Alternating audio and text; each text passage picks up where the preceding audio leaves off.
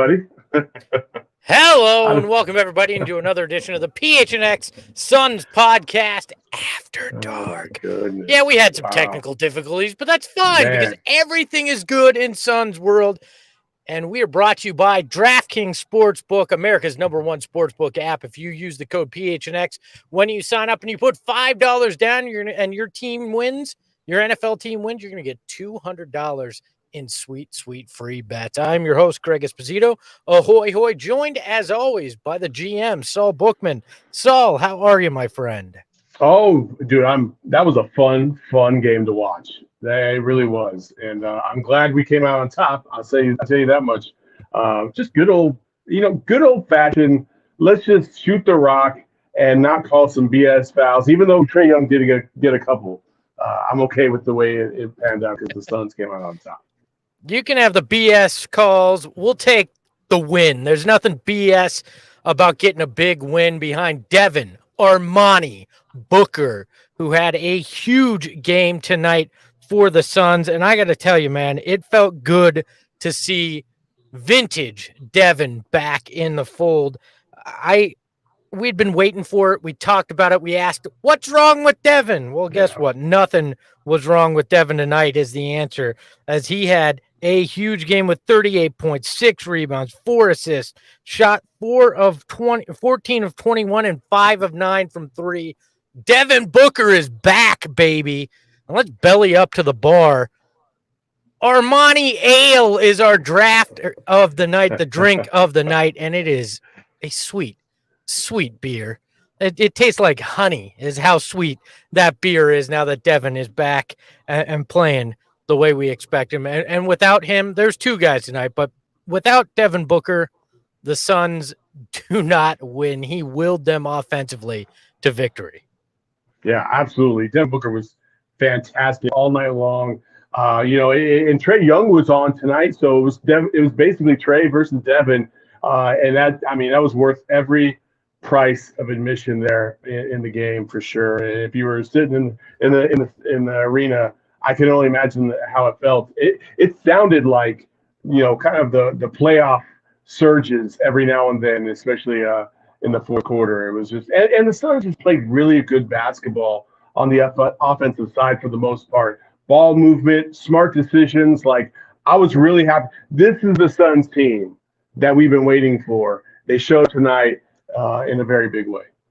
Well, they still had the bad quarter. The third was not pretty in any way, but they found a way to overcome it. And that run in the fourth, to your point, that was the Suns of last year. Ball movement, unselfish play. Booker had the hot hand, right? And he still dealt it to Kaminsky and Jay Crowder there late in the fourth, got easy buckets, and that's how they moved to the 121-117 victory over the Atlanta Hawks. I can't sing the praises of Devin any more than we have, man. That was a ballsy performance. Well, I'm not going to say I'm going to sing his praises because I don't know if I'm legally obligated to, but I will say, because of my man and how he performed, we got a new shirt that we're dropping. What? It is the new I'm going to say it's the book shirt, but it is the book shirt. New release right there. Look at that fire. Man, that's pretty dope. I will say that is a sleek artistry right there by our graphic designer. I'm not going to say who it is, but you may recognize it. It's just beautiful is what it is. Oh, pull that graphic back up now. Let's go now. Back up. We don't, let's not. Yeah, there we go. Vintage cars, a dog, one good-looking guy, and a sunset. What more could you want in Phoenix than you're looking at right there? That is what I call enfuego, fire. Yo. However the kids say it nowadays, that's just good looking is what it is. That's dope. It's dope. And you can go to our merch store right now and purchase this T-shirt. It is available. It is ready to go. Go PHNX.com. Check it out. Go to our merch store. You can buy this right now. It's a fire shirt. Yeah, and we'll drop the link in the chat here shortly as well. And look, I'm in love with our merch. And I know I'm biased, obviously, but I am in love with our merch. It actually makes up for like 2/3 of the shirts in my closet right now are all PHNX locker shirts, and I'm in love with that thing. I'm just gonna say it. Sorry, Mrs. Espo, but yeah, I'm digging that. Okay, yeah. So, don't tell her, Saul. She's in the other room. Don't call her up and tell her I just said that, please. I won't. I won't. Yeah, it's an awesome shirt. Also, ASU. I just want to say it's on you right now because the Coyotes have finally won a game. So you got the Suns, the Yotes, my Wildcats finally won. If ASU does it, everybody in Arizona won today. Oh, and Phoenix Rising's playing. I don't. Last time I checked, they were in a tie game. So, I mean, great night in Arizona sports. Let's go. You know who else won tonight? Frank Kaminsky. Yes, We're in the sir. Cove. Party it up. Yes, Man, sir. the dude comes up big in the first half and then has a big bucket late, a couple great defensive stops. There is not much more you could ask for from Frank the Tank Kaminsky. And the Cove was popping, as the kids say. 16 points on 7 of 10 shooting, 2 of 3 from 3, 6 rebounds, 4 assists. What? I mean, Frank Kaminsky is a guy that sits on the bench for the first, 5 games of the season, gets in because DA has that right knee contusion, gets minutes, and is showing out. He's actually outplaying the big free agent signing JaVale McGee as the backup big right now. I'm loving me some Frank. I'm always loving me some Frank, but particularly right now. Well, I'll tell you what, you kind of laughed at me because I was talking about 10 points and 20 rebounds. Apparently, I needed to switch those two because Frank had like 10 points and like 4 rebounds in the first half. And I almost wanted to text you right away and be like, dude, this is a pretty good start. He ends up with 16, and combined, those two had 22 and 11. So it's not too bad. I wasn't way off. Did not account for the 20 points for sure. So I just needed to strike that, reverse it, and maybe I would have been all right. You missed by 9 rebounds. I wasn't too far off is kind of crap. Well, I also missed by 10 plus points. So it evens out. Oh, sure. Yeah. I pounded on the table and said there's not a chance in hell they'd get 20 rebounds, and they didn't. So we'll take that. This overall, Suns only shoot 32.6% from 3 when Hawks shot 39.4%. This game came down to just the Suns out hustling them in the end. Yeah, absolutely. The Suns worked harder. They did. They worked harder and they worked smarter. And that's also the Air Force motto, ironically enough. And, they just out-executed the Hawks. And the Hawks, falling apart the way they did kind of reminded me of their hiccups against the Milwaukee Bucks in the Eastern Conference Finals last year, where they just weren't able to execute down stretches of games, and the Bucks were. This time you have a championship-level team in the Suns as well going at you, and they were just able to out-execute. And it's also Trae Young's he's already got a lot of experience, but Chris Paul's on another level when it comes to that kind of stuff. And his ability to control the game and get players involved. And then it just looked like that ball was hopping, right? It was just bouncing around, going from one side to the other. And finally, the Suns weren't afraid to take the shots that were open. They were taking good quality shots when they had them.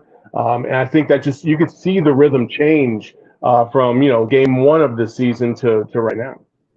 Yeah. And look, the Suns didn't even win the rebounding battle, right? They lose 50-42 on the glass, but it was just Devin Booker and Chris Paul kind of willing him to victory there.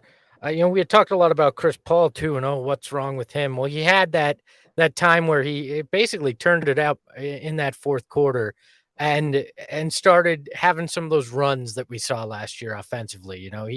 He wound up getting in a groove, hitting those shots. He wound up with 16 points on 5 of 8 shooting, 13 assists, 6 rebounds. I mean, again, it started to feel in that fourth quarter like this Suns team that we saw last season. Absolutely. Book was fantastic in transition. Just overall, I think it was the best game that the Suns have had offensively. Even though they didn't shoot the three the way we would like them to, I still thought they were good quality open shots all across the board. It wasn't like Bogdanovich, who when they were down by 3, he just chucking one after just touching it for 2 seconds, which is crazy. So it's pretty crazy. Hey, by the way, hello to our friend Lindsay Smith, who must be back from Mexico or has really good Wi-Fi signal where she is. Good to see you in the chat, Lindsay. Looking forward to seeing you in the studio next week. Another man that we love seeing in studio but is on location tonight is our own Gerald Bourget. Gerald, welcome to the show, man. How are you? Doing great. How about you guys? Doing great, man. What did Coach Monty Williams have to say after this exciting victory? Yeah, I think he was proud of his team for the way that they approached that fourth quarter. He really liked their fourth quarter defense and just the mindset they had going in. I think down 12 at the end of that third quarter. It didn't give up. And like you guys were saying, they weren't really hitting their threes at the clip we would like to see from them. But he did like the looks that they were generating tonight and the way that they were generating them. And then obviously he liked what Devin Booker was doing as far as the guy just went off and looked like the Devin Booker we've been waiting on tonight. Hey, Gerald, just what was your biggest takeaway outside of Devin Booker from what you saw tonight? Was it Frank? Was it maybe just the ball move overall? What was the one thing that really stood out to you besides Devin Booker? Yeah, I think it was a tie between Frank and just moving the ball, like you were saying. Like they generated, I think they averaged like 29 threes a game. And in the second quarter, they were already up to 23 for the entire game. So the ball was moving. They were getting good looks. They weren't hitting them, but they were getting good looks. And, Frank Kaminsky, you can't say enough about the job that he's done. Obviously, neither he nor JaVale are going to make up for what DeAndre Ayton does for this team. But Kaminsky does bring a different component as far as being able to pass the ball a little bit more, make decisions with the ball and put it on the floor and hit those threes. So it's one of those things where he's been really good for them, and he worked on the summer on his lateral movement so that he could keep up defensively. So I feel like that was one of the biggest takeaways is that Kaminsky Cove is popping these days. Yeah, absolutely. Yeah, it's on and fire. that property value is going up. I'm getting richer and richer every time Frank has one of these great games. So it's the opposite of whatever the Fire Festival was. It's Kaminsky Cove. Gerald, a lot of people wondering, and I don't know if you have an answer to this, but I'll throw it out there to you anyways. Why was DA not on the bench this evening? That we don't know. I actually ran into DA walking out of the locker room before the game after Monty's pregame availability. Asked him how he was doing. He said he was doing fine. He didn't see him in dour spirits or anything like that. So it could be one of those things where we've seen guys before in the past not be on the bench because they were getting treatment behind the scenes, which could be the case here. Monty had said he had woken up feeling sore after their game the other day. So that could be all it is. But normally, even when guys are getting treatment, you see them on the bench at some point during the game. I don't recall seeing Ayton on the bench at any point. Could be nothing, could be something. I don't know. We've all heard the Jalen Rose thing that's happened recently. And obviously these are tough times for everybody involved with this organization. So we asked for Ayton at shoot around this morning, but he wasn't available because he was out for tonight. So it's one of those things we're just going to have to monitor and try and get comment from him here in the near future. Gerald goes back to waiting for DeAndre Ayton all over again. It's the story that never goes away. I love it. We're back already. It's good to be back. It only took 2 weeks. Any additional thoughts from out there? Anything else catch your attention either in the press conference or while you're watching the game tonight, Gerald? There was Suns minority owner. I think he has the second biggest stake in the team, who was here with Colin Kaepernick sitting courtside. He was the only owner who kind of issued a statement that was, negative in regards to the Robert Sarver story. So that is a potentially big deal because we all know what Colin Kaepernick stands for in the fight for, racial equality, social justice.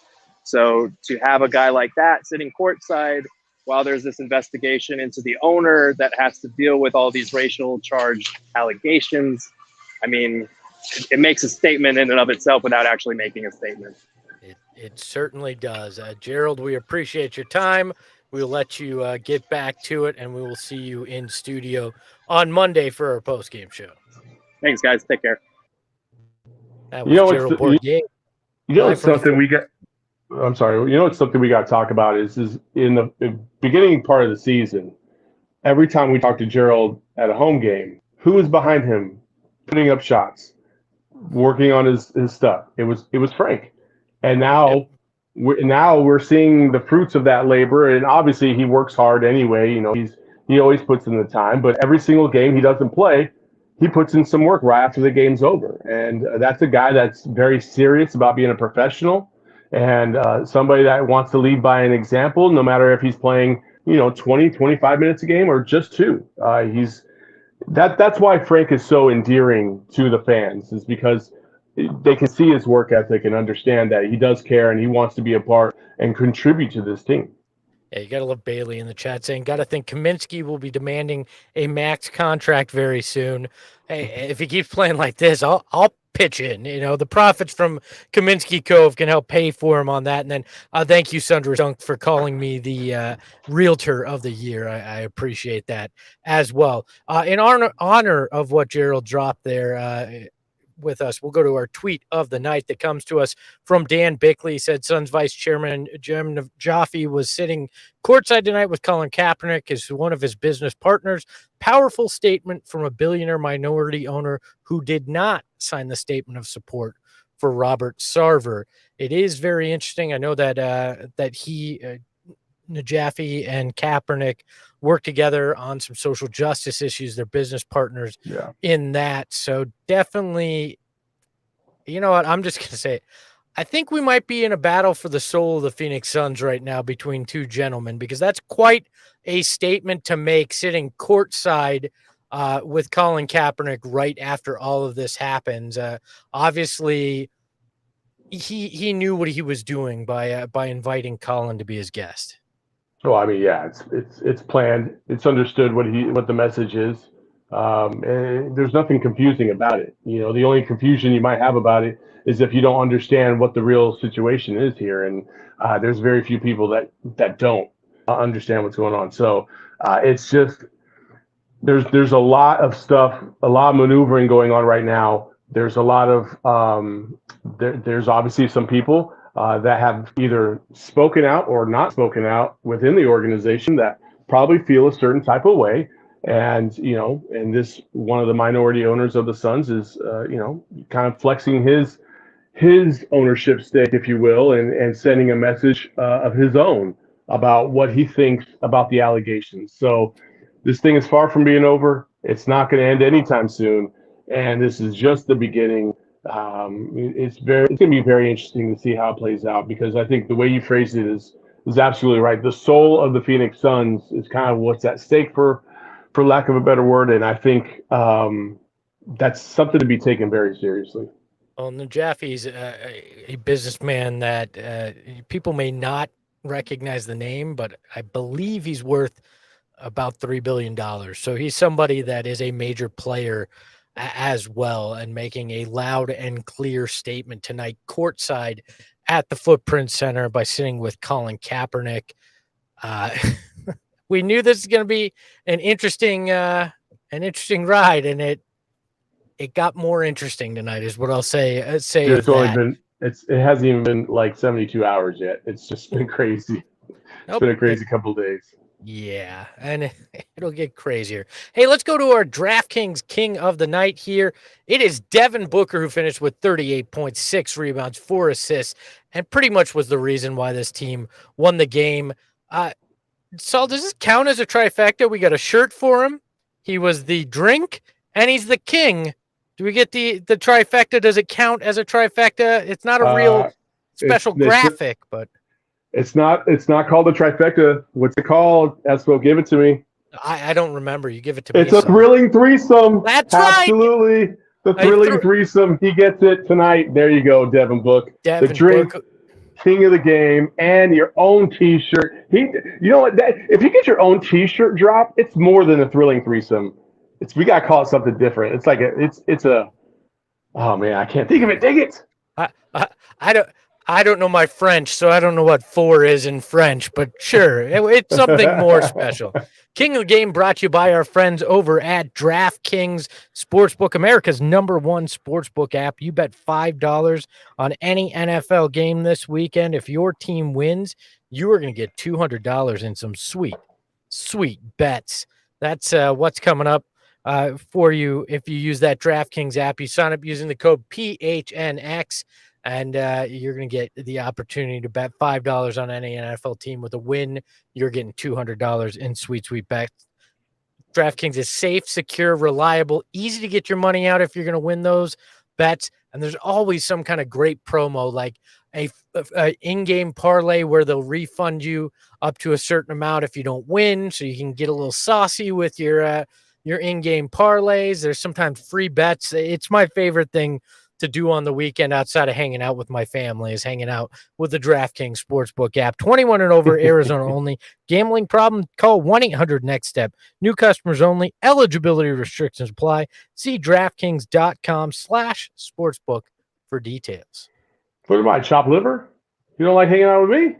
I'm not really hanging out with you. Where I'm staring at a camera and you happen to Espo. be on the screen too. Espo, besides the beautiful soon-to-be wife, you are the only other person I spend this much time with.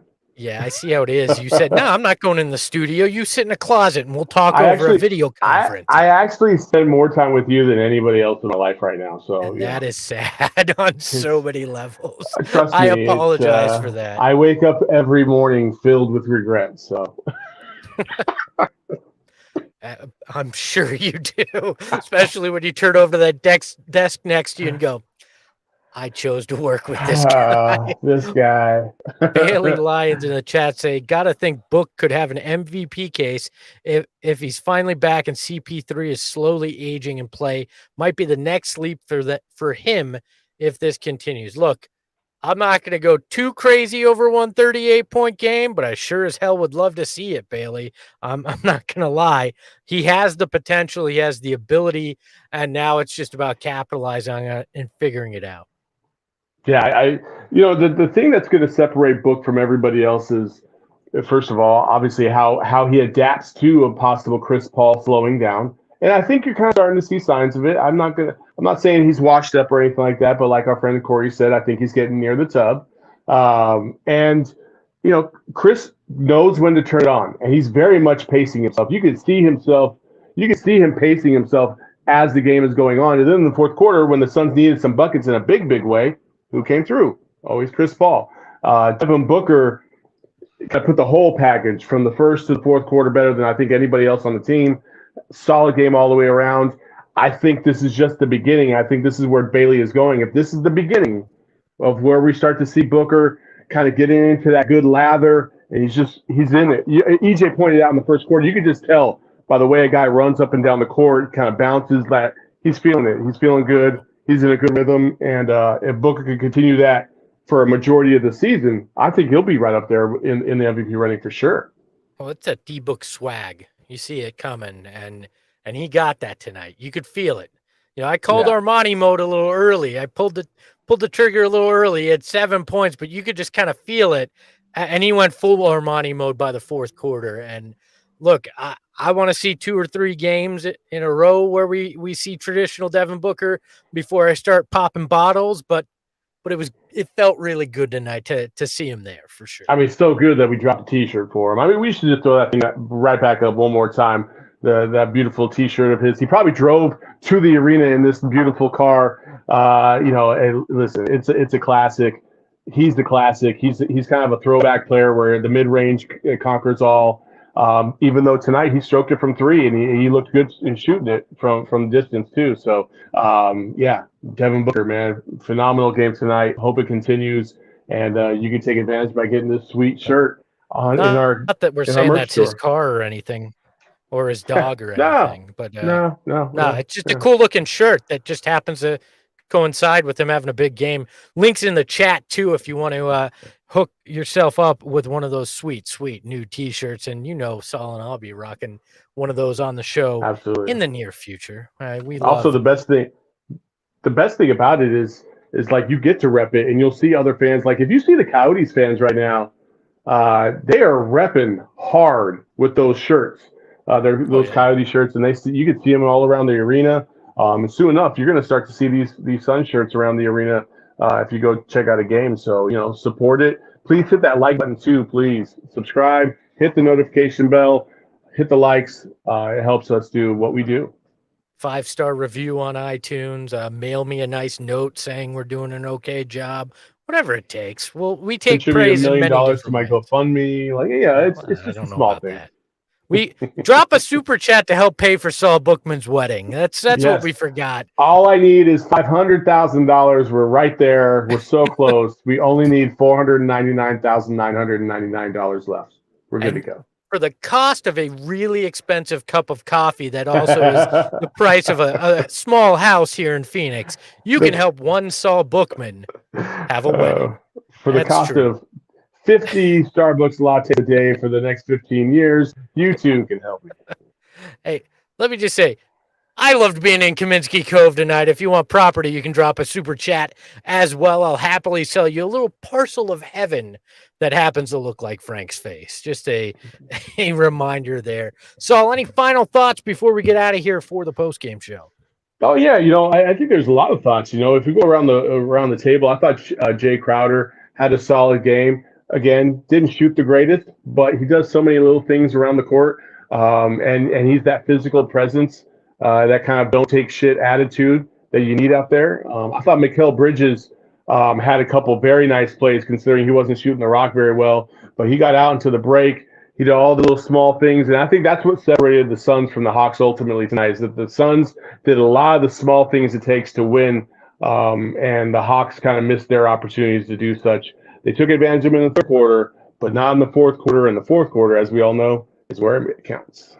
And also a little love to Landry Shamet as he went 3 from 6 from deep, and he's getting to understand what his role is. He only took threes tonight, so he finished 3 of 6 for the game as well. Had a few nice assists too. So Landry Shamet out there helping the cause as well. And like you said, another rough night for Cam Johnson, who only had 4 points. Mikal Bridges struggled from the field as he went 0 for 4 from 3. But what I like is last year, if those two guys struggled, it usually meant you were getting the L. Tonight, they had a few other guys step up and help out, and Landry Shamet was one of those, and that's why you brought him in. So you had yet another option from deep on that bench. So kudos to him. Cam Payne did come back tonight, played only 13 minutes, had 4 points on 1 of 5 shooting. You could definitely see the rust, but it was good to see him back out on the court as well. Yeah, absolutely. The rust. Yeah, when he misses layups like the one he missed earlier in the game, okay, yeah, he's still trying to find it. But I thought, his energy really is the thing that they were missing the most off the bench. Elfrid Payton can give you a little bit of some consistency, and Elfrid didn't play bad. He just doesn't give you that spark and that extra oomph to get the second unit going the way a Cam Payne can. And it was very nice to see him back on the court tonight. I hope he stays healthy. I hope he sticks with it. And he'll start to come back and get back into form here shortly, I'm sure. Matthew Van Hoos in the chat says, why in the hell did we keep Nader? I'm going to tell you, it's simple to me. Abdel Nader and Monty Williams are the greatest love story ever told, because you have to have some deep love and affection for a guy to keep playing him when he looks as bad as Abdel Nader does. I cannot explain it any other way than that. Yeah, absolutely. I don't even understand it myself. So I'm not you got nothing else. It's bad. It's really bad, but it didn't cost him in tonight's game. One other thought, Saul. To me, it was pretty obvious on the defensive end and rebounding as well. The fact that DeAndre Ayton was sorely missed out there. Yes, they get the win, but I think it would have come a lot easier if DeAndre Ayton had been protecting the paint and getting those boards. Absolutely. Again, you can't minimize what DA does for this team. I don't care if he has 2 points and 4 rebounds or if he has 20 points and 40 rebounds. He's an important cog, and he makes a huge difference on the defensive end. And I think people notice that. People do notice that. So, hey, listen, Frank Kaminsky ain't dropping 16 points every single game. DA is your most consistent guy down there. He's the best guy you have down there. That's why you need him back in that lineup, and hopefully he'll get healthy and come back soon. Yeah, Frank won't drop 16. He's gonna have 25 next game. So There you go. We're gonna have to make Kaminsky Cove bigger. We're gonna have to put a mansion up on the cove or something like that, or a yacht out in the water. We're gonna add all sorts of things. We'll put a cruise boat out there, so there's plenty of places for you to stay if you just want to visit. If you don't want to own a slice, but you just want to rent a room, we'll have a cruise ship out in the cove soon enough and partying on the beach. We'll have plenty of drinks flowing for you in Kaminsky Cove as long as he keeps it up. Otherwise, I'll just be sitting there by myself yet again. But I welcome the visitors every once in a while. So, yeah. Well, I think that brings us to the end of another PHNX After Dark. Glad to have each and every one of you with us. Head over to the PHNX locker and hook up with that new sweet shirt. You won't regret it. It's money well spent. Take some of your DraftKings earnings and put it in there. DraftKings, official sports book partner of PHNX. Hey, listen, if you sign up for a membership right now, you can get that shirt for free. Yes, you can. There it is. It's that simple. You go, you sign up for $59.98. You're going to get a $30 shirt for free. Boom. It's just that easy. You're going to be rocking that shirt, and people are going to be like, that's a damn good looking shirt. Where'd you get it? And you're going to go PHNX because that's where I get all the cool shirts. That's just the way it plays out in my mind. I don't know. That's how it's happened every time I've worn one of my shirts out. Was exactly like that. How about you? You have that experience too, Saul? No? I wish I did. Unfortunately, most people were like, oh, man, that guy's wearing that shirt. I got to take my shit back. And I'm like, sorry. And that's why you'll never see Saul in one of our shirts on the show. No, so big thanks to everybody who helped put on the program tonight. You can follow my co-host, the GM, at Saul_Bookman. The underscore is there for that shirt to slide right in there. That beautiful shirt can fit right in there. You can follow me at Espo. You can follow the show at PHNX_Suns. We will talk to you Monday, pre and post game. Until then, ahoy hoy.